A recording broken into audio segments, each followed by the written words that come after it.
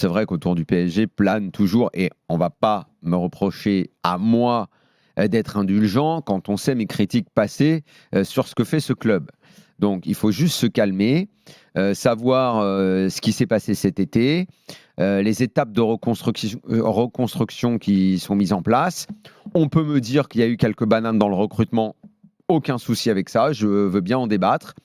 Mais ce groupe-là, quand on voit ce qui s'est passé au fur et à mesure qu'on avançait dans ce groupe, avec ce soir Milan qui va gagner à Newcastle, là où le PSG s'est fait déculoter, le PSG qui contre Newcastle au retour est largement au-dessus, alors qu'à l'aller ils avaient pris une tarte, le PSG qui en 2 matchs a surclassé celui qui a terminé premier du groupe, Milan à qui t'as mis une raclée, toi au Parc des Princes, t'as battu et t'es allé gagner à Newcastle. Bon, voilà. On a bien vu que ce groupe était totalement homogène. En sortir, je pense que c'est déjà la première performance. Oui, ce soir, et Jérôme l'a dit, et je suis complètement d'accord avec lui, le PSG est pour moi largement supérieur à cette équipe de Dortmund.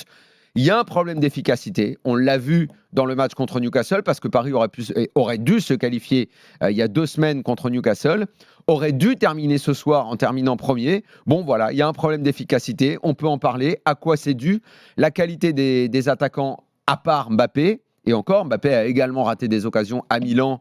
Et ce soir, le sauvetage de Soule, ok, d'accord, mais je pense que s'il ne tope pas la balle, ça doit faire but.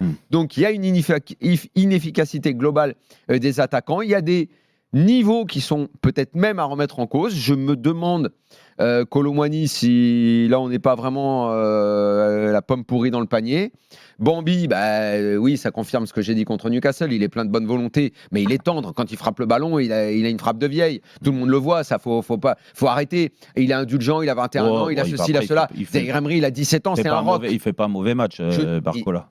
Je ne t'ai jamais dit, en fait, même contre Newcastle, c'est ça, en fait, les gens ne veulent pas en comprendre. Mais j'ai jamais dit, même contre Newcastle, qu'il avait fait un mauvais match.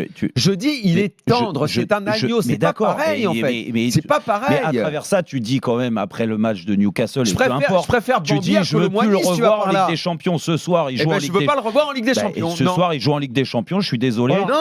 Non, il faudrait avoir des mecs plus costauds. Mais quel mec plus costaud? Avant de parler des joueurs, globalement, elle est en côte. Sur le but, globalement, est-ce que tu es d'accord avec Daniel sur le fait qu'il ne faut pas faire la fine bouche et que la qualif, tu la prends? Bien sûr qu'il faut prendre la qualif. On a tout entendu avant ce match-là, et à juste titre, parce que le PSG nous a pas rassuré à l'extérieur. Moi, je sentais une progression sur les matchs à domicile. Je sens une progression dans cette équipe à domicile. Ils ont pris confiance avec Luis Enrique, ce groupe et tout. Après, peu importe qu'ils changent de système, je trouve qu'ils prennent confiance. Alors, le match de Nantes... Oui, il y avait ce match avant la Ligue des Champions, et on sait très bien que c'était le match le plus important et qu'ils étaient attendus ce soir plutôt que contre Nantes. À l'arrivée, je le mets de côté, le match de Nantes. Mais sinon, il y a eu des très bons matchs à domicile. Après, à l'extérieur, il n'y avait pas de match référence. Et pour moi, ce match-là peut commencer à être un match référence. Attention, ils n'ont pas gagné. Et les petits regrets, je le disais dans mon point 2, c'est que, comme Daniel, je les trouve supérieurs à Dortmund. Et ces matchs de très haut niveau se jouent sur des détails. Quand tu as 4 occasions en première mi-temps comme ils doivent au moins en mettre 2.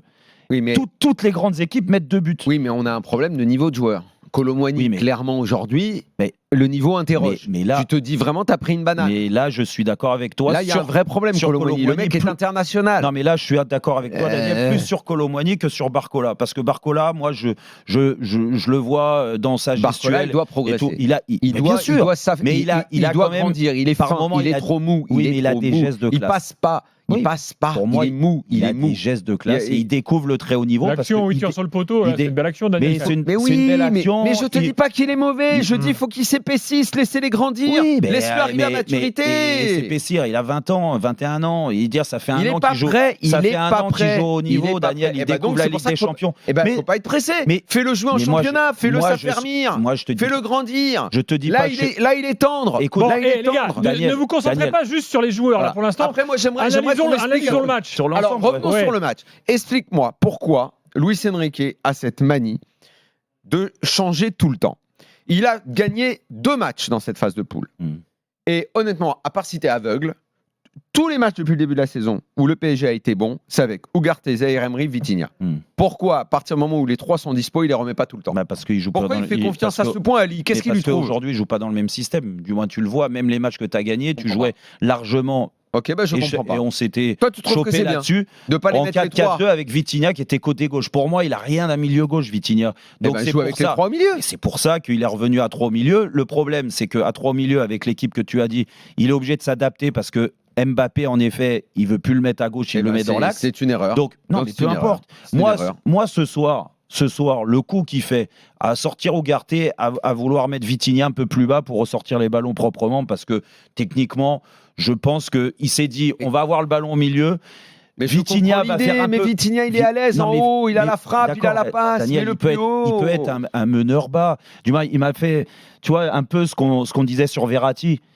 Quand il jouait plus bas pour ressortir les ballons, c'est quand même t'es très à l'aise avec ce genre de ballon, avec ce genre de joueur. La différence, c'est que Verratti, il était incapable de faire une frappe et il passait pas. Donc il était bon en 6. Oui, mais Vitinha, il a la frappe, il a la passe, mais le plus haut. Mais oui, mais Daniel, t'as d'autres joueurs pour faire ça. Mais Ugarte, c'est un clébard, mais devant la défense. Oui, mais Ugarte, le problème, et on l'a vu, et tu le sais très bien sur les matchs à l'extérieur, et quand t'as du pressing, il a un peu les pieds carrés, quoi.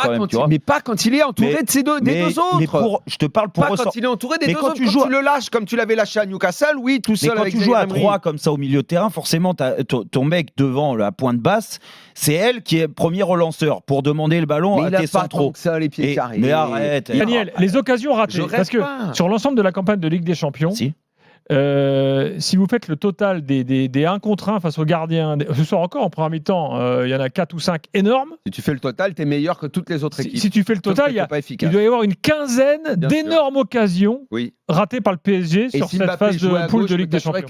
Mais ça, c'est important quand même. C'est peut-être ça qui te coûte la première place. Exactement. Mais sauf que tu as des joueurs qui sont tendres contre Newcastle. Quand tu as des occasions aussi nettes, mais que tu as un joueur qui n'est pas fini, il te les rate. Quand tu as un mec, là, Kolo Muani, où clairement on voit qu'on a pris une banane, il te rate des occasions énormes. Et quand t'as Mbappé qui joue pas à sa place, parce que s'il joue à sa place, t'inquiète pas qu'il met 2 buts ce soir. Mais comme on a Géo trouve tout sur le banc, on avance comme ça, c'est déjà bien, t'es en 8e. Je veux pas faire la pine bouche, t'es en 8e. Maintenant, tu vas prier pour avoir un bon tirage. Et puis si tu te fais éliminer, tu te feras éliminer parce que Géo trouve tout, il inventera quelque chose. Regarde, contrairement à toi, Daniel, je trouve que le numéro 9 du PSG aujourd'hui, moi, ça me contrarie pas que ça soit Kylian Mbappé. 180 millions qui n'ont servi à rien. 180 millions. Ouais. Déjà, Ramos aujourd'hui n'était pas là. T'as pas de neuf. Donc t'as pas de neuf. Tu mets Mbappé. Non mais d'accord. Alors je vais te prendre à ton propre jeu. Ramos n'était pas là aujourd'hui, donc le débat se pose pas. Kolo Muani, tu viens de le fracasser. Il aurait fait moins de dégâts. Il aurait fait moins de dégâts. Ah donc tu préfères. Il aurait fait moins de dégâts parce qu'en une touche de balle, ça lui aurait évité les mauvais contrôles et les mauvaises conduites. Un ballon qui rebondit sur lui, ça aurait pu faire. Mais Kolo Muani à droite aujourd'hui, il s'est créé 2 occasions en première mi-temps, 2 grosses occasions. Quand il est dans l'axe, quasiment jamais d'occasion. Mais il sert de pivot. Mais il sert de pivot. Il n'a pas d'occasion. Un attaquant, il doit se créer des occasions. Il s'en crée 2 grosses aujourd'hui. Et là où je te rejoins, Kolo Muani, c'est que sur les 2 occasions qu'il a, si c'est un grand joueur à 90 millions d'euros, en effet, il marque.